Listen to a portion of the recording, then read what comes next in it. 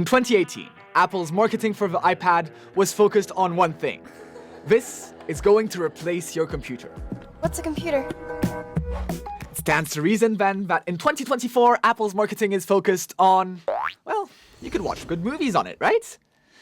That 2018 advertisement has completely disappeared from their socials, and does that mean that the iPad is not good to replace your computer? Well, or is it a little bit more complicated than that? To try and understand why Apple made that shift, I've enlisted the help of a real-life iPad-only user. So for you, it's basically the perfect replacement for a computer. Yeah. From TechAsia, shall we log in? This is my mom, and she's been using an iPad, and only an iPad, since the very first one came out 13 years ago. So what do you use your iPad for? Mainly my emails. It's also having a very good sound, so I'm using it for my lessons to show some music. And my photos, it has also a good camera.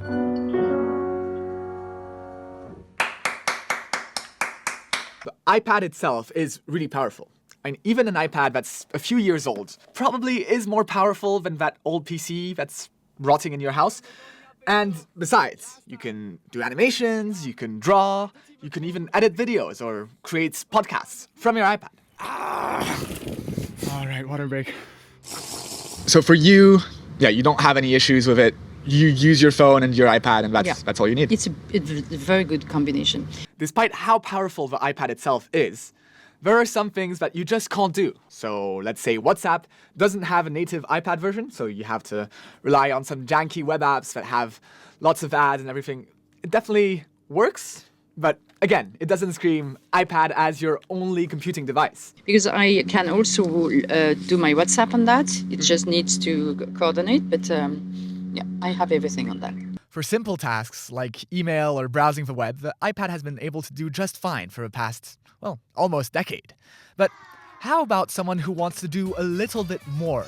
This is my dad, and he works professionally as an agent, editing videos, photos, websites, and even more boring things like budgets and proposals. He's been working for about a year to be able to use his iPad as his only computing device. How's the experience been so far? Well, it's mainly for work, so I need to be able to access communications like WhatsApp, emails, research, of course, and then the part where it's getting complicated is when I need to edit PowerPoints or edit pictures, edit movies, or transfer files from one format to the others. Still a work in process, but the idea is to be completely independent from the computer for 3 months traveling. It's getting surprisingly good. For the first half I can master, and surprisingly annoying and frustrating for the other half. What do you put that difference up to? Is that just not being used to the interface? Is this the interface actually being poorly designed? No, I think it's a different logic. Going from computer to an iPad where you can do stuff with your fingers, it's just learning a new environment. I'd rather blame myself than Apple so far. I recently went on a reporting trip with only an iPad, and, it worked. Not perfectly, but it worked. One of the obstacles that I encountered was that I had shot some footage on an SD card that I was trying to get into Final Cut Pro. But I had to actually copy the files onto the iPad first, and then into Final Cut Pro, which was troublesome in terms of storage. So it's little things like this that don't make it impossible to work, but take up more time and make it more impractical. We find ways, but we find ways around. It's a couple of things I would really like to have it straightforward. And while Apple has been getting much better about letting you do more or less what you want with the iPad, it's definitely their platform, and they want you to use it the way that they want you to. You're finding your way to make it work, and sometimes it can be quite complicated. But the end result is you have a computer that's this thin and that you're able to lug around and use also as a much more versatile media PC. So it takes much less battery.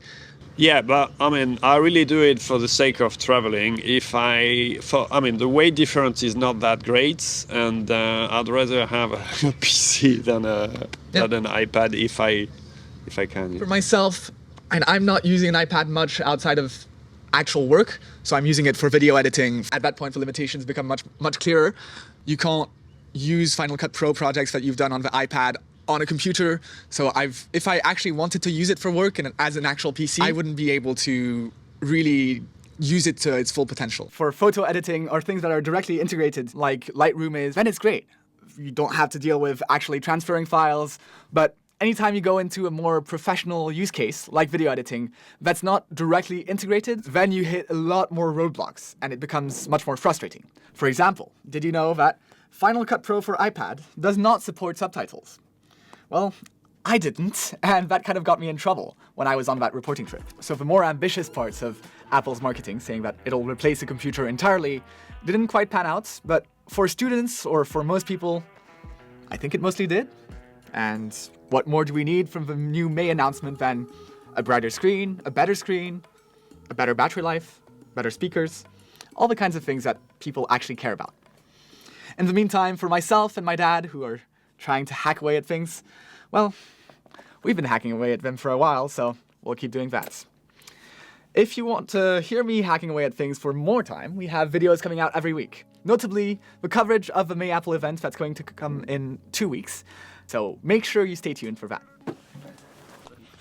All right, we're running out of time. Thank you very much for your time. You're welcome.